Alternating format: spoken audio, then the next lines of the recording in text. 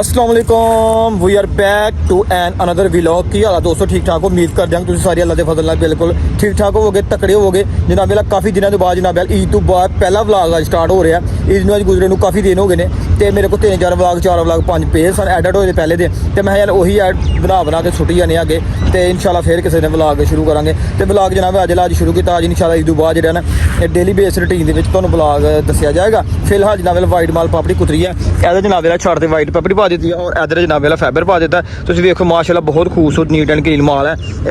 पापड़ी जित के आई बात आए हाय हाय हाय हाय। और जनाब वाला उधर लगे पिछे उन्होंने ग्रीन माल भलियाँ पई ने, ग्रीन लगे माल कुतरन। तो यह चिट्टा माल है फिलहाल प्या छाते चढ़न वाला, यह सील सुकने पा दी है। इधर जनाब लोगों ने जनाब वाला कणक शनक जी वड़ दी है, भरियाँ भुरियाँ पाने वाली ने। मौसम 2-3 दिन तो जनाब वाला कुछ ठीक ही जा रहा है, बारिश बुरिश का सिलसिला बिल्कुल नहीं है।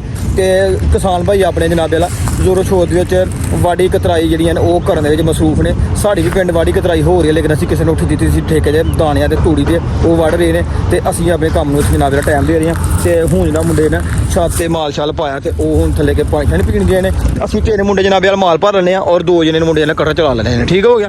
तो इंशाल्लाह अभी सारी डेली बेस रूटीन जरूर तो जनाब शेयर की जाएगी। उस बाद जनाब चलाया सी ग्रीन कटर तो छुरियाँ जनाब कल का नाग है लोया माड़ा जहा तो छुरियाँ हो जाने मल तो ऑपरेटर साढ़ा जनाब गया वाढ़ी करन कणक की।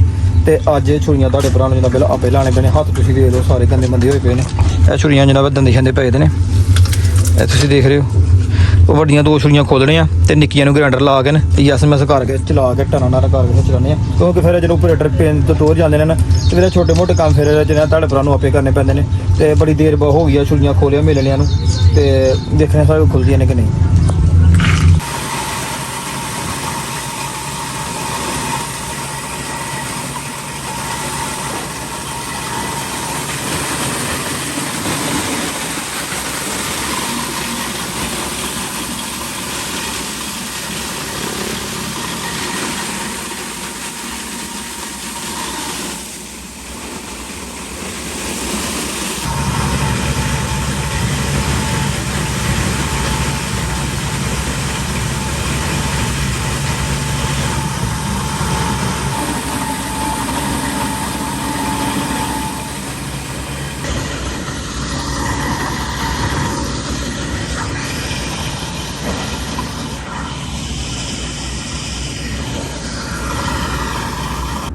अच्छा दोस्तों, गर्मी बहुत ज़्यादा यार, मुंडे शुंडे साढ़े गए ने छुट्टी आ नहीं रहे ईद दे। उस ईद तो बाद फौरन वाड़ी छड़ियाँ पै गई ने।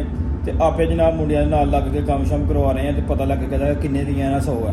ठीक है, गर्मी बहुत ज़्यादा काम करने पे गया। चलो काम तो पहले भी माड़ा मोटा करते रहे हैं, लेकिन इन्हें रूटीन वाज नहीं करते रहे। मतलब कि जिसने मुंडे कह कुआ के कर लेंगे कर लेंगे रहे काम शाम है। तो हूँ आपे ना जनाब वाला तो माल 4:30 हो रही है। तो चलो कोई नहीं, कदे कदे भी दिन देखने पैंदे ने। कम शम करना जिसम खुलता है, बंदे की ताकत आती है, बंदे अंगस आती है, बंदा खुलता है। कोई गल नहीं, असी इंशाल्लाह वाला करने कम शम जनाब वाला। हूँ जनाब टाइम हो गया है दोपहर की रोटी का, रोटी शोटी खा के तो फिर इंशाल्लाह जो ना काम स्टार्ट करने। तो जनाब यार लाइट जनाब बार बार आ रही है जा रही है, आ रही है जा रही है, और 2-3 काम पेंडिंग ने। मैं यार वो कम शम कर लीए। खलारा मेरा चुकने वाला सारा अज माल यार बहुत ज़्यादा माल आ गया। तो लाइट बंद, ग्रीन कटर पिछले चलाए सी, लाइट हूँ जनाब चला गई है। ग्रीन फलियां सी खिलरी फुलरियां ने, यह बोतल चुक चक लीए।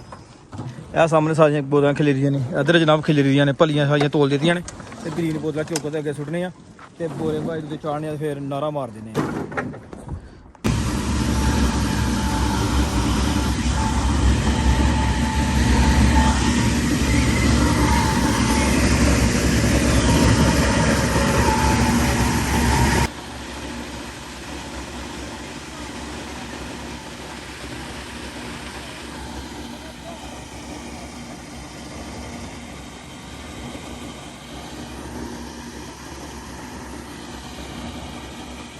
लो जनाब शाम का हो गया टाइम, काम शम सारा खत्म करता है। पलियां पुलियां जनाब ला दी अज लैट ने बहुत ज़्यादा तंग किया, तां करके माल सारा जमा हो गया। दूसरे नंबर इतने जनाब मोटरसाइकिल तो आई है ना, उन्होंने जनाब मार के मोटरसाइकिल का हैंडल तो यह जनाब डेंट पा दिता।